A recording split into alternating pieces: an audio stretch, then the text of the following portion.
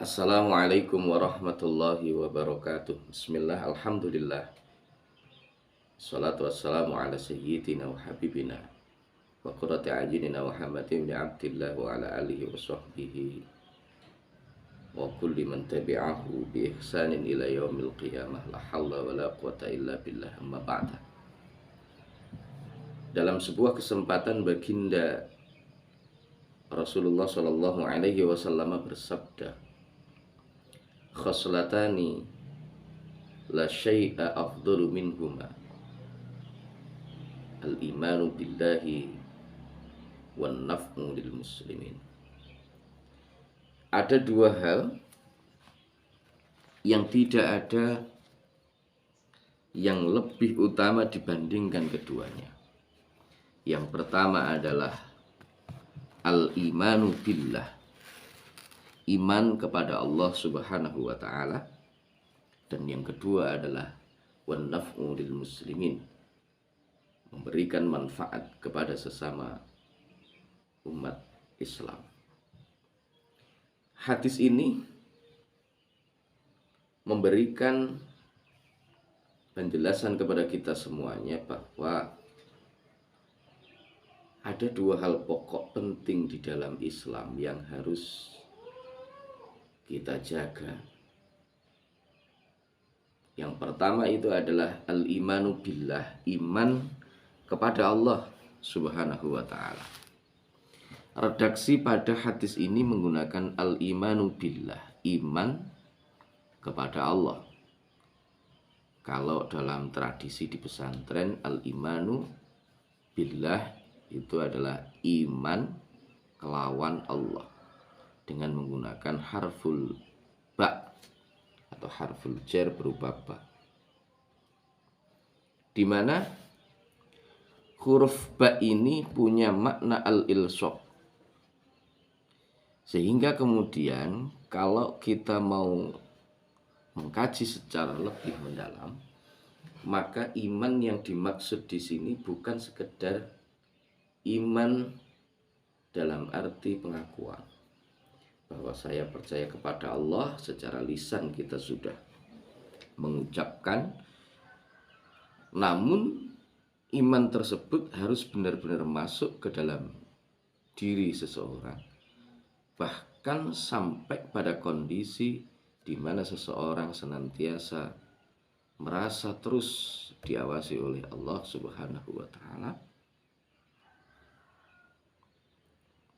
Bukan hanya sekedar diawasi, tetapi dia merasakan kehadiran Allah Subhanahu wa ta'ala dan keterlibatan Allah Subhanahu wa ta'ala dalam setiap segala sesuatu yang dia lakukan atau dia kerjakan. Dalam bahasa yang agak kereng, dalam dunia tasawuf harus sampai kepada dzauq dan musyahadah kepada Allah. Ini yang pertama, al-imanu billah. Kalau iman sampai pada kondisi tersebut, maka ini adalah kondisi yang sangat luar biasa, yang jarang sekali orang bisa sampai ke kondisi ini.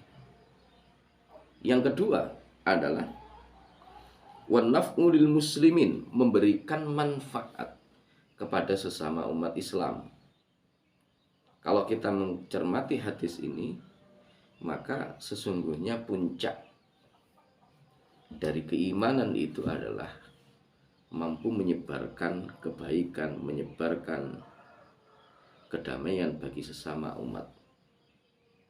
Dan seorang yang telah memiliki keimanan di dalam dirinya, maka semestinya dia bisa bermanfaat bagi orang lain, bermanfaat bagi keluarganya, lingkungannya, teman-temannya, masyarakatnya, bahkan secara umum memberikan manfaat kepada dunia ini. Maka ketika dua hal ini sudah menjadi satu, bergabung dalam diri manusia, maka baginda Rasul kemudian mengatakan khoslatani la syai'a afdalu minhuma al-imanu billahi wan naf'u lil muslimin. Iman sebagai sebuah pondasi di dalam diri, karena amal apapun bentuknya, baik maupun buruk, kalau tidak didasari karena keimanan kepada Allah Subhanahu wa Ta'ala, maka tidak ada gunanya. Jadi iman menjadi kata kunci bagi diterima dan tidaknya sebuah amal seseorang. Sedekah sebanyak apapun, tetapi kalau itu tidak didasari keimanan kepada Allah Subhanahu wa Ta'ala, maka tidak ada gunanya. Beramal ibadah, puasa, berhari-hari misalkan, atau berbulan-bulan bahkan, tapi manakala tidak ada keimanan di dalam diri seseorang, maka tidak ada gunanya. Karena itu dua hal ini tidak boleh dipisahkan. Saya tak iman saja kepada Allah, tetapi dalam keseharian tidak memberikan manfaat kepada orang lain, maka ini kurang pas.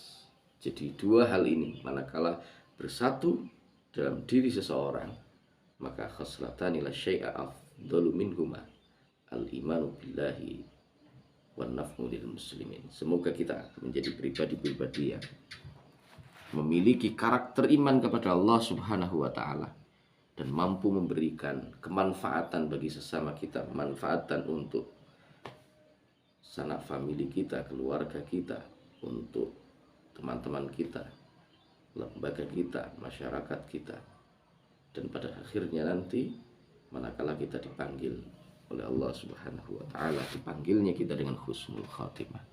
Amin. Terima kasih, semoga bermanfaat. Wallahul muwaffiq ila aqwamit thoriq, billahi taufiq wal hidayah. Wa min Rasulillahi sallallahu alaihi wasallam asy-syafa'ah wa tarbiyah. Wa min khawfi hadzal zaman an-nadrah wal barakah wal karamah.